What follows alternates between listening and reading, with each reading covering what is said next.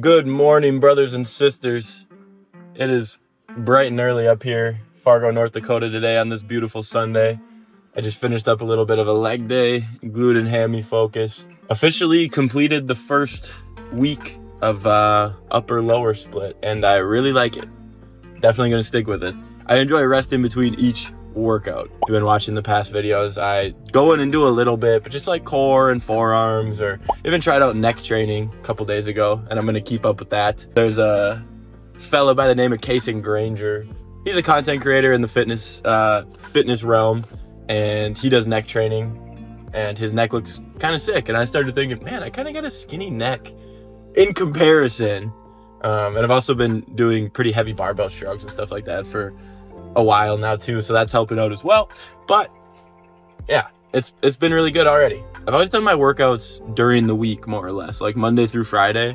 Never gotten high quality rest after every single session. Like, it's always been either 4 or 5 days, Monday through Friday. So typically either 2 lifts, rest, 2 lifts, rest weekend, or just lift, and then rest Friday or just Saturday, Sunday, you know what I mean? So if you want me to talk more about my workout splits, what I'm doing right now, go more in depth, or like things I've tried in the past, and just kind of my experience in general, like if there's any questions at all, like please ask. I'm more than willing to answer. Like, I make these videos kind of like more just style that anybody like on the self-improvement journey / wanting to get on the self-improvement journey, unsure of how to start. And at the core of it, I kind of try and talk to the person I was between the ages of about 19 and 21, just because that guy needed quite a bit of help. And to nobody else's fault but my own, I did everything I could to avoid said help.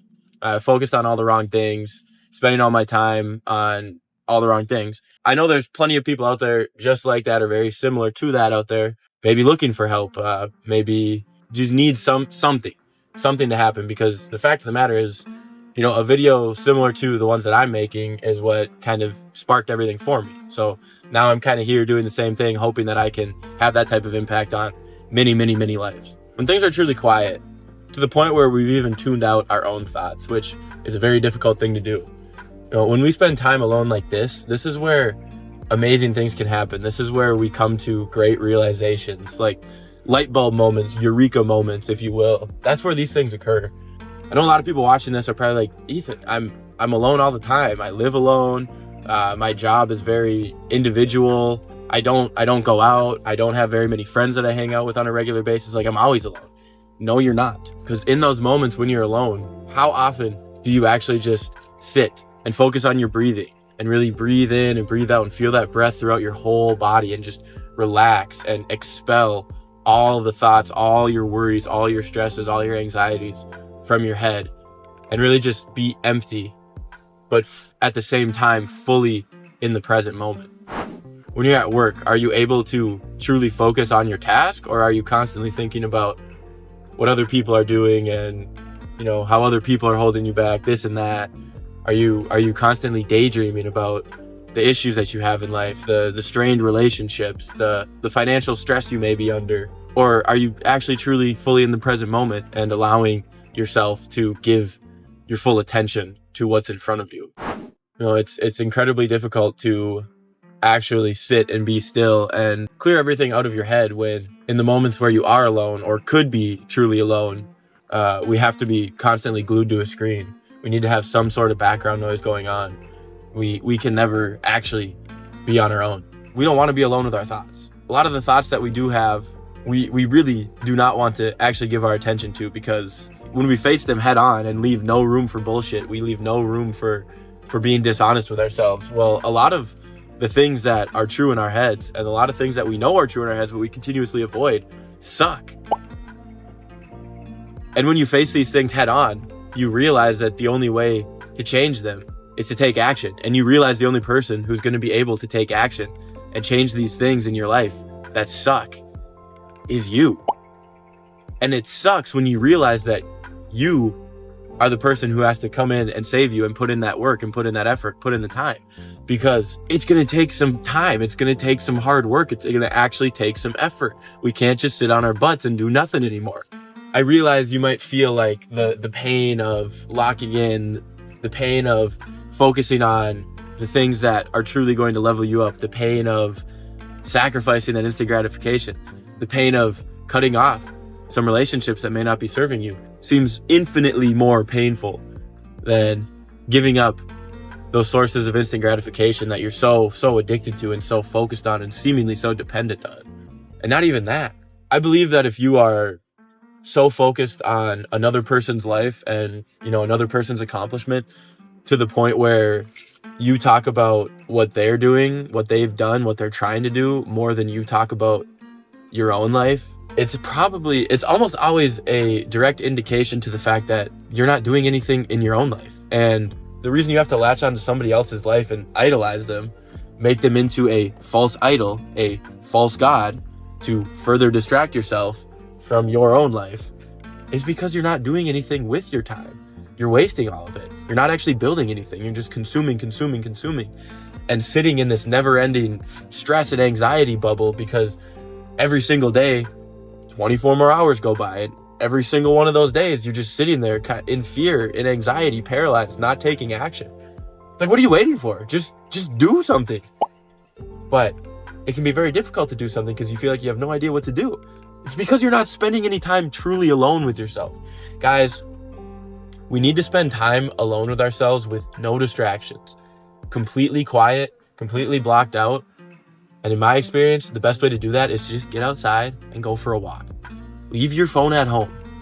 Just go for a walk and truly just enjoy nature. Look around. Be in the moment. Don't worry about what time it is. Don't worry about what you have to do when you get home. Don't worry about the other people. Don't worry about the cars driving by. Just get outside and enjoy nature. Experience nature. Look at the grass. Look at the trees. Look at the water. If there's any ponds, rivers, streams, lakes near you. Be in the moment. Be full. Right now, it's incredibly clear. I haven't seen this clear skies in months. Every time I take the dog outside to go to the bathroom, I've just been staring. Just like, oh my God. Like, it's incredible. It's hard to have that perspective when you can't ever even step outside of your own mind, your own thoughts, your own shoes for more than 3 seconds. But it's a skill you have to build up. You have to practice. You have to keep doing it. You have to try over and over and over again. And when you first start, it's not going to feel easy. And you're probably going to feel like it didn't really do anything.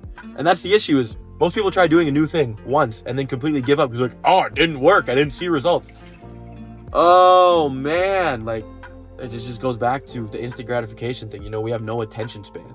If we do something and we don't immediately feel some sort of reward, some sort of pleasure from it because of all the social media apps that have rotted us, all the shitty foods. Now when we do actually try and do good things for ourselves, put healthy habits into practice, these things require consistent, repeated action for a much longer period of time to actually start feeling and noticing those positive improvements. But you just have to give it a little bit of time. You just seriously have to trust the process.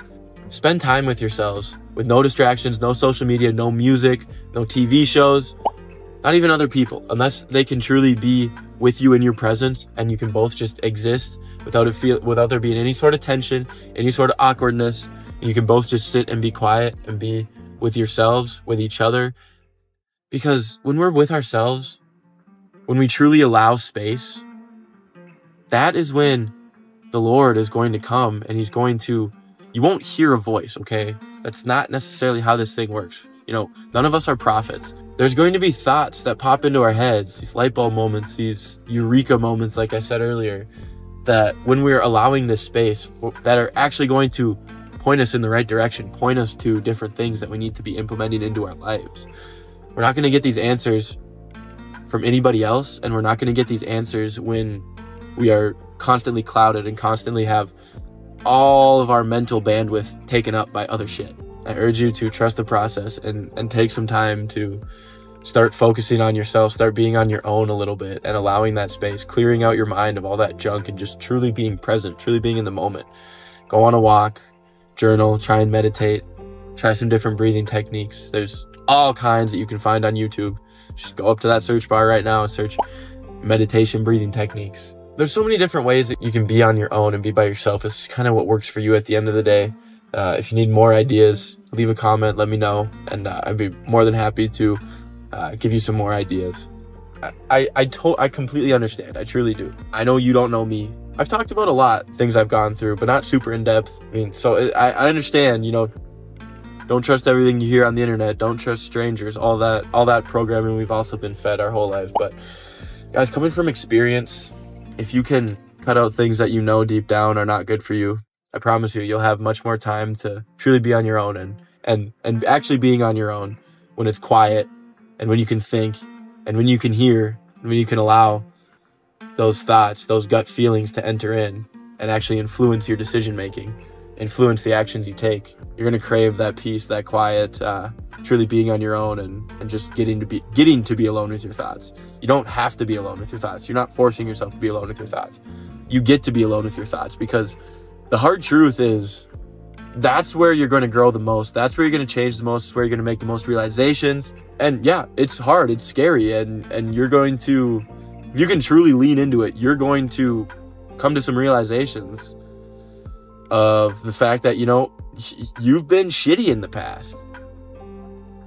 And maybe you're even right now, you're being pretty shitty in whatever area of your life it may be. Like, it's true, but it's powerful and it's necessary if you truly want to break free from your own mind. And it's necessary if you want to start living the life that you dream of. Everybody has a life that they dream of, whether they talk about it or not. Almost nobody achieves that. And the reason for that is because we all limit ourselves. And we're all tied down by all this BS that's swirling around our heads 24/7. That hasn't even been put there by us more often than not. I'm here telling you right now, I know my channel's small. I know my hair is always messed up. I know I don't have the sexiest voice.